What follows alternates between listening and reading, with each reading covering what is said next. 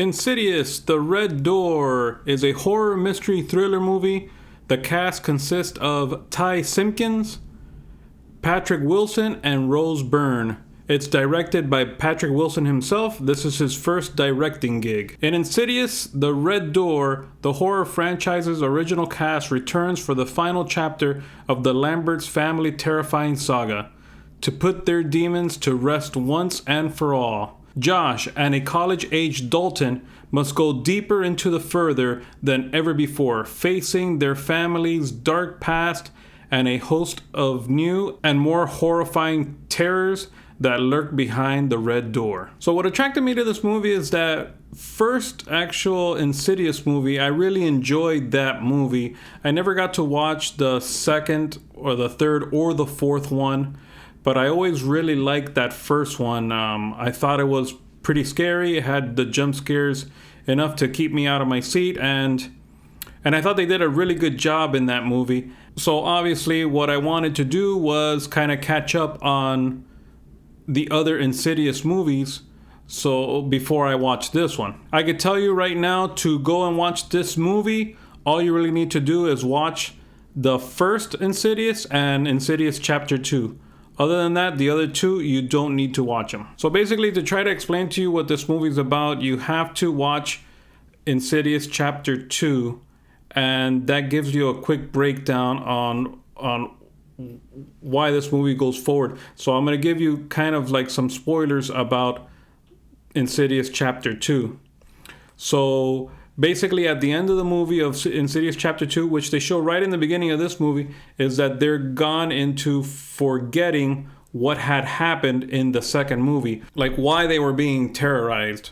So they made them forget, so then they won't be terrorized anymore by any other demon. So they find a way to remember, and Dalton starts putting pieces together after the teacher that he goes to in college tells him to basically go into like a hypnotic trance to figure out what he's going to draw. And with that drawing, he starts drawing basically the Red Door. And with that, then also the dad is going through basically his own journey and trying to conquer his own monsters, going through an MRI test. And basically he starts seeing things also. So that starts bringing all these things back. So I thought the main character in this one was Ty Simpkins, which was Dalton in the first movies, and I thought he did an okay job for what he was doing. You know, he's obviously grown up, going to college, so they have to play and do like college things. And you know, I thought he did a good job. It was decent. It wasn't bad. They kind of gave him like a sidekick to go through these things with him, which was Chris Wilson. Which is the girl that was put in his dorm by mistake, because it obviously sounds like it's a guy's name. You know, I thought Patrick Wilson did a good job. You know, in the first and second Insidious, he was okay. He wasn't bad. I thought in the first one he was really good, and you know, he basically he played the same role. So, you know, I can't complain about the way that he portrayed his character. I think it's the same thing. Now, I thought the special effects were pretty cool. You know, there was no big gripes about it. They really didn't have it didn't look like a lot of CGI in it. Basically, you know, it was a lot more real than anything else. It looks like they used contortionists and stuff like that to bring out more realism, and I appreciate that. Using less CGI for these types of movie, I think, makes the movie a lot more believable. Now, one of the best things about the movie was actually the first half of the movie. The first half of the movie, you have to remember, these characters are basically 10 years away from the last movie, so basically they had to build these characters up again. You only knew so much, so you really didn't know how they grew up.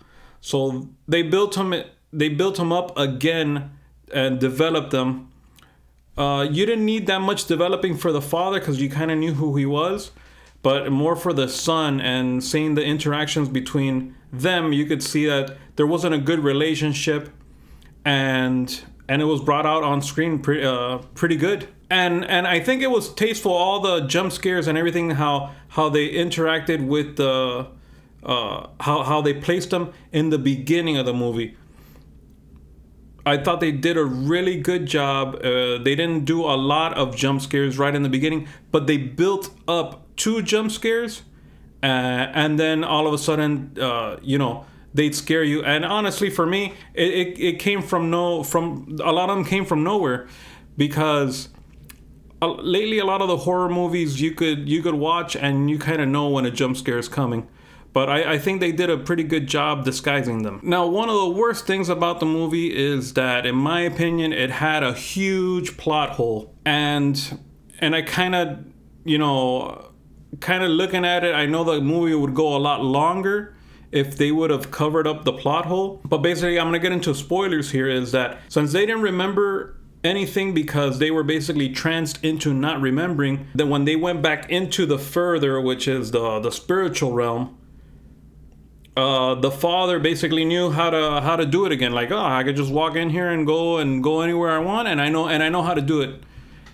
And how he got in there, and they didn't even show that, how he remembered to get in there, how they tranced him. I don't know, I know they did it in the movie before, but I'm kind of thinking, okay, how are you going to get him to remember how to do this? When they did it with Dalton, it kind of worked. It kind of worked where they had the teacher basically count down to 10, and for him, I don't know, he's the expert again.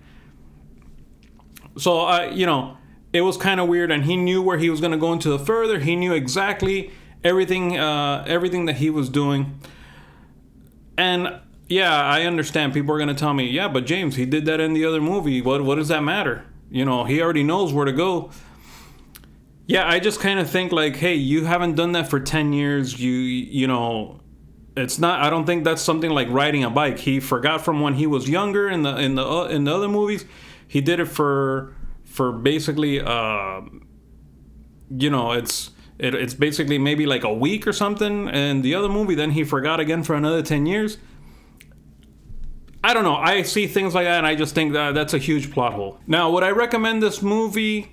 I think it's an okay movie. I think it's an okay movie. It's not the best.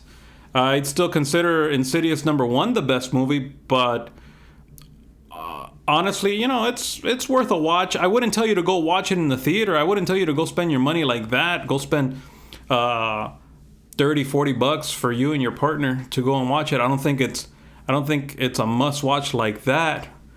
But definitely, if you're home and you want to watch something that's a horror film, I think it's a pretty decent movie. It's not bad. Well, guys, if you did go see the movie, let me know what you guys think.